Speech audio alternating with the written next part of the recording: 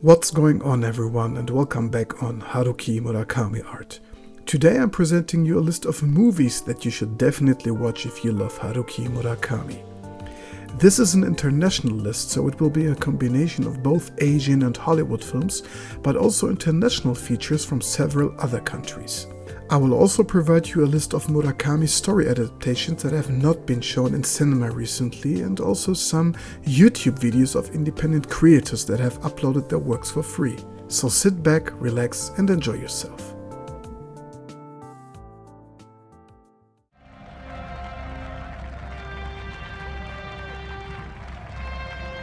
The first one I'm going to show you is Magnolia. Magnolia is a 1999 released Hollywood movie by Paul Thomas Anderson, who has also directed Boogie Nights and There Will Be Blood. Despite its amazing cast, it is somehow quite underrated. The movie stars Tom Cruise, Julianne Moore, Philip Seymour Hoffman, William H. Macy, and many more. But the most important point is that the plot could be straight out of Murakami's pencil. The film follows 10 people whose damaged lives intersect, often by coincidence, during a single day in San Fernando Valley. While it contains many elements such as regret, loneliness, failed relationships, parental mistakes, especially by fathers, and also cruelty to children, it features magical realism at the end. I don't want to spoil here, but I can't help to show you a single shot, just to raise your attention.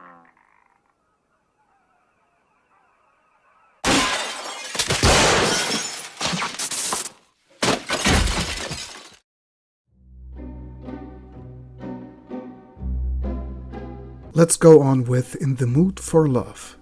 In the Mood for Love is a romantic drama set in Hong Kong.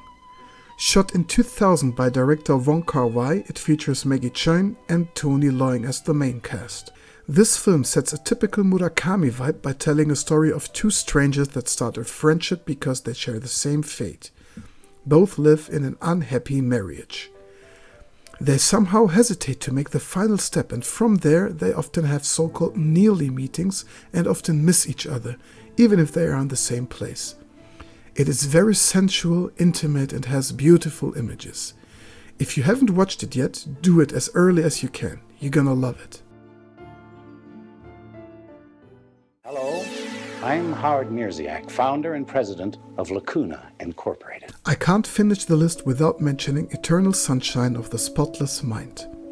Released in 2004, it features Jim Carrey and Kate Winslet, but also Mark Ruffalo, Kirsten Dunst, and Elijah Wood.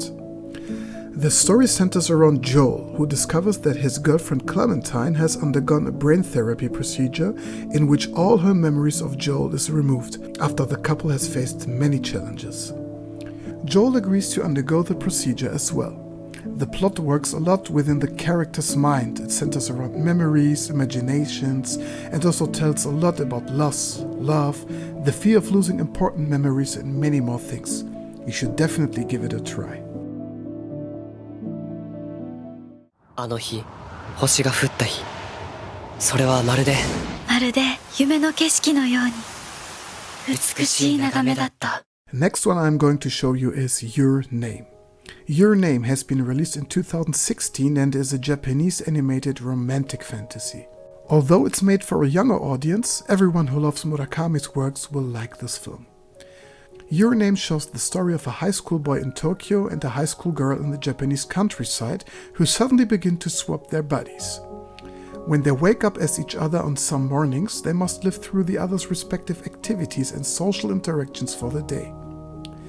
They learn they can communicate with each other by leaving messages on paper, phones, and sometimes on each other's skin. Many locations in Your Name were based on real-life locations such as Shinjuku or the Shinano-machi station or Yotsuya station. If you at this point could imagine that I have told you the plot of a Murakami novel that you would like to read, you are definitely ready to watch Your Name.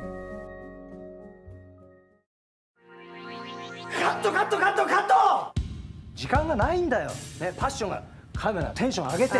with intensity. Is that everything? It seemed like you said more than that. Let's stay in Tokyo and talk about the beautiful movie Lost in Translation by Sofia Coppola.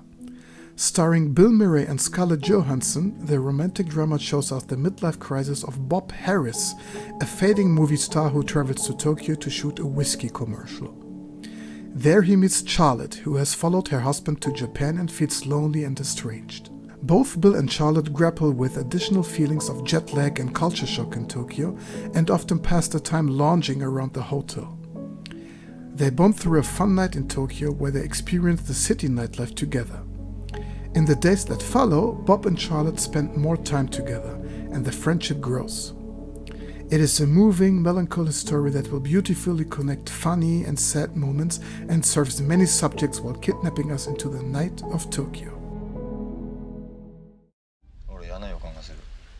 We're not leaving Japan yet and take a look on Poppo, a comedy film from 1985 starring a young Ken Watanabe. Poppo is not a spaghetti but a ramen western. It is so charming that you're gonna love it. Poppo is the tale of an enigmatic band of ramen ronin who guide the widow of a noodle shop owner on her quest for the perfect recipe. It is a culinary adventure, seasoned with off-board comedy sketches, and is the perfect film for every Harukist.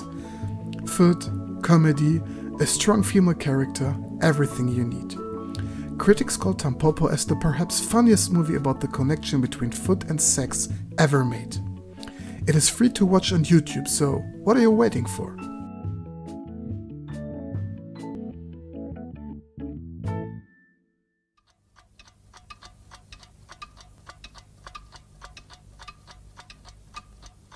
Zamanı nasıl bildin? Zaman yoktur. Zaman yok mudur? Before we switch to Hollywood again, let's talk about a Turkish film that spreads a typical Murakami vibe. Akrebin Yolculuğu, which means Journey on a Clock Hand. It has been released in 1997 and tells the story of a Turkish watchmaker who is employed to repair a village clock that has not worked for over 7 years. However, what seems like a simple and unexciting task is plunged into a web of misery and intrigue when the watchmaker innocently witnesses the murder of a beautiful woman on his first day in the village.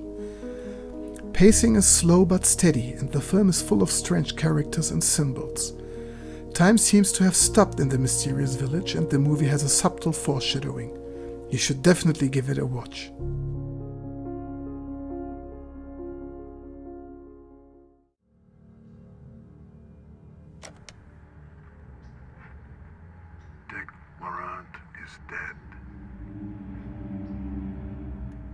You can't talk about Murakami without talking about David Lynch. Lynch is considered to be the first populist surrealist and one of Hollywood's most important filmmakers. Of course, we can't mention all of his films here, so let's focus on Lost Highway. The film follows a musician played by Bill Pullman, who begins receiving mysterious VHS tapes of him and his wife in their home, and who is suddenly convicted of murder, after which he inexplicably disappears and is replaced by a young mechanic living a different life. The film's surreal narrative structure follows no rules, is a psychological horror trip, and creates a dark universe where no one is safe. This is a must-watch for every Harukist, and if you like Lost Highway, you should definitely watch David Lynch's other films as well.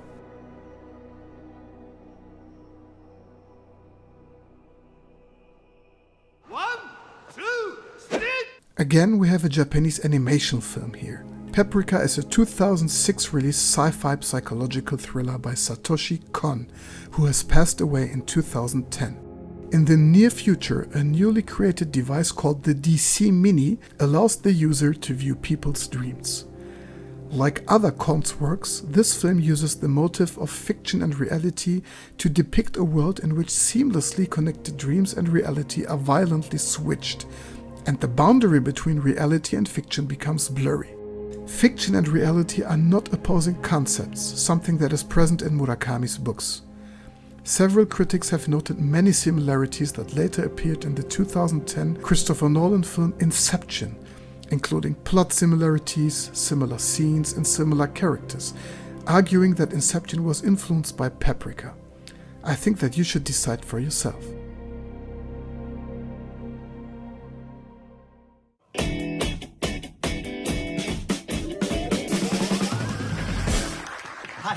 Welcome back. Tonight, I'll show you how dreams are prepared. Love, friendships, relationships, and all those ships. Let's go on talking about dreams and feature a director that has appeared in this list already, Michael Gondry. He was the creator of Eternal Sunshine of Spotless Mind. In 2006, he has released The Science of Sleep, starring Gael Garcia Bernal and Charlotte Gainsbourg. It is the story of a shy young man whose vivid dreams often interfere with his waking life. After the death of his divorced father, Stéphane moves to Paris to live closer to his mother, Christine. He moves into his childhood home and starts a new job his mother has found for him in a calendar printing company. Stéphane shows his new colleagues his drawings, but nobody at his new job appreciates his talents, leaving him frustrated as revealed in his dreams. He meets his new neighbor Stéphanie, and he soon realizes that she is creative and artistic. They plan to do a project together, a short animated film based around a boat Stéphanie was making. As the story begins to unfold, surrealistic and naturalistic elements begin to overlap within Stéphane's reality, and the viewer is often uncertain of which portions constitute reality and which are dreams. Interested? Then go for it.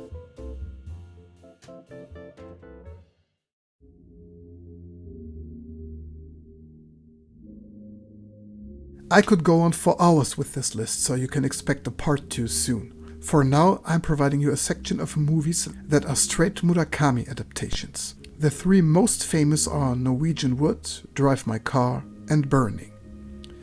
Norwegian Wood has been released in Japan in 2010 and is a straight adaptation of Toru's and Naoko's story.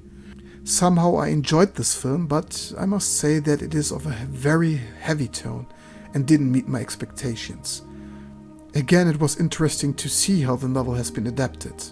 Drive My Car is by far one of the best Japanese movies ever made and deserved the Oscar without any doubt.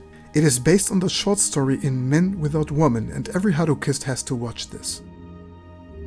Burning is a Korean movie from 2019 and is based on Barn Burning, another short story which is featured in The Elephant Vanishes. It is very calm and slow, but has a very subtle and dark tone. I love this film, and it is one of those works that you watch over and over again, only to discover more details. Did you also know that there are films of Hear the Wind Sing, Attack on the Bakery, and A Girl, She Is 100%? All these films were released in the 80s in Japan. Also, there has been a 2004 feature film of Toni Takitani. The 75 minutes film is a hidden gem for every Harukis. Don't miss it. As promised, I am also presenting you some YouTube works by independent creators. There we have Café Lumière, a Murakami-inspired short film by James Lee. It tells the story of Jay, a lonely coffee barista who works only the night shift, and he encounters Aoife, who had just broke off with her boyfriend and also lost her cat. There's also a 2013 released short film of 1Q84 that features Aomame. It has English subtitles, so give it a try.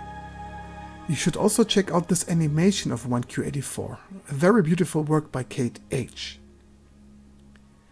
Another beautiful animation is done by user Moon Logus, who shows us his interpretation of After Dark. Alright everyone, we have reached the end for today, and as always I'm happy to read your comments. Which other movies do you know that spread a typical Murakami vibe, and why would you recommend those? A second part will come soon, so stay tuned, leave your like and a subscription, and check out my other videos.